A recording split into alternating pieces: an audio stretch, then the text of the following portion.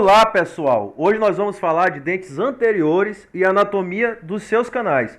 Mas antes disso, vamos falar um pouco de definições gerais da parte interna dos dentes. Então, o que é cavidade pulpar? É um espaço localizado no interior do dente, ocupado pela polpa dental e que é limitado em toda a sua extensão pela dentina, exceto no nível dos forames apicais. E na porção coronária dos dentes temos a câmara pulpar e na porção radicular temos o canal radicular. Começando com a anatomia do incisivo central superior, nós temos ele com uma inclinação de 3 a 15 graus no arco dental. Na dúvida, lembre da Torre de Pisa. O incisivo central superior pode apresentar-se em tamanhos variados. Temos um valor médio de 21,8 mm, um tamanho mínimo de 18 mm e 28,5 mm, o tamanho máximo do incisivo central superior. Quando falamos da câmara pulpar dele, ela apresenta um espaço achatado no sentido vestíbulo-lingual e alargado no sentido mesio-distal. E se fizermos um corte na longitudinal, podemos ver 2 ou 3 reentrâncias em direção à borda incisal, correspondendo aos lóbulos de desenvolvimento. Ao passar para o canal radicular, ele se apresenta longo, único e amplo. Em 75% dos casos, eles são retos, enquanto aos 25% apresentam um leve desvio para a distal. E também existem algumas complicações anatômicas nesse dente, chegando a apresentar uma estrutura internamente na região cérvico-lingual, chamada de ombro palatino, que dificulta o acesso direto ao canal radicular. Após a abertura coronária, com a ponta diamantada 10-14, utilizamos a broca Endo-Z, o que permitirá uma excelente visibilidade e melhor acesso ao canal. Raramente encontramos uma anomalia anatômica neste dente com 2 raízes ou 2 canais.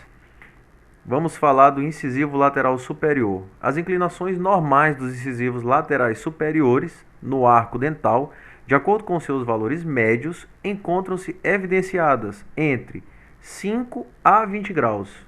Esse dente pode ter um comprimento médio de 23,1 mm, comprimento mínimo de 18,5 mm, e máximo de 29,5 mm. Sua câmara pulpar tem características semelhantes ao anterior, porém com dimensões menores, levando em consideração o volume total da coroa, central e lateral. A sua câmara pulpar, no entanto, é proporcionalmente bem maior que a do incisivo central. O canal radicular, embora único e cônico e com configuração semelhante ao do incisivo central superior, apresenta dimensões menores. Nas proximidades do colo, apresenta discreto achatamento com maior diâmetro no sentido vestíbulo-lingual, o qual diminui à medida que se aproxima do ápice, razão pelo qual, ao examinarmos um corte transversal da raiz a esse nível, verificaremos que o canal apresenta-se de forma circular. O desvio acentuado para a distal é observado em aproximadamente 80% dos casos. Dentre suas complicações anatômicas, é o mais exposto ao traumatismo, quando comparado aos demais. Pode aparecer também com dentes em dente. É uma anomalia muito comum, frente à qual o profissional deve estar preparado para efetuar o tratamento endodôntico. Passando para o canino superior. As inclinações normais dos caninos superiores no arco dental, de acordo com seus valores médios, encontram-se evidenciados entre 6 a 17 graus. Os caninos superiores podem apresentar um comprimento médio de 26,4 mm, mínimo de 20 mm e um comprimento máximo de 33,5 mm. Esse dente possui uma câmara pulpar ampla, com maior dimensão no sentido vestíbulo-lingual, principalmente no limite de sua união com o canal radicular, onde se verifica uma constrição no sentido mesio-distal.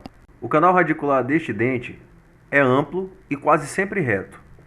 É considerado como o mais longo dos dentes e por isso necessitam, em determinados casos, ser efetuada uma maior remoção de quantidade de tecido dental na face lingual, a fim de possibilitar a instrumentação até as proximidades da união CDC, ou mesmo utilizar instrumentos que apresentam 31 mm de comprimento.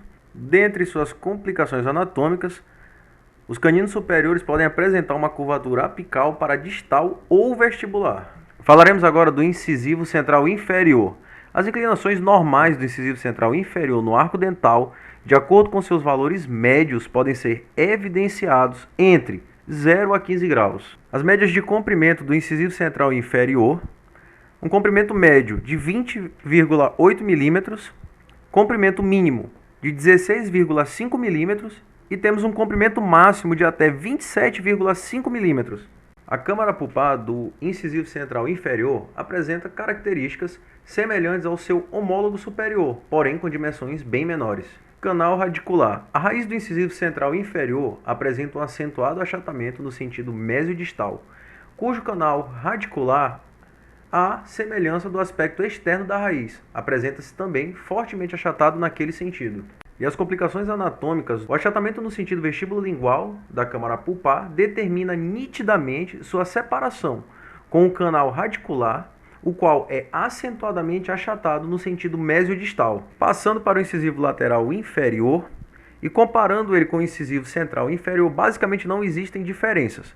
As únicas diferenças significativas vão ser a inclinação, que o incisivo lateral inferior vai estar entre 0 a 10 graus, e as médias de comprimento, que no incisivo lateral inferior nós vamos ter um comprimento médio de 22,6 milímetros, um comprimento mínimo de 17 milímetros e um comprimento máximo de 29 milímetros. E por último, e com certeza não menos importante, vamos falar do canino inferior.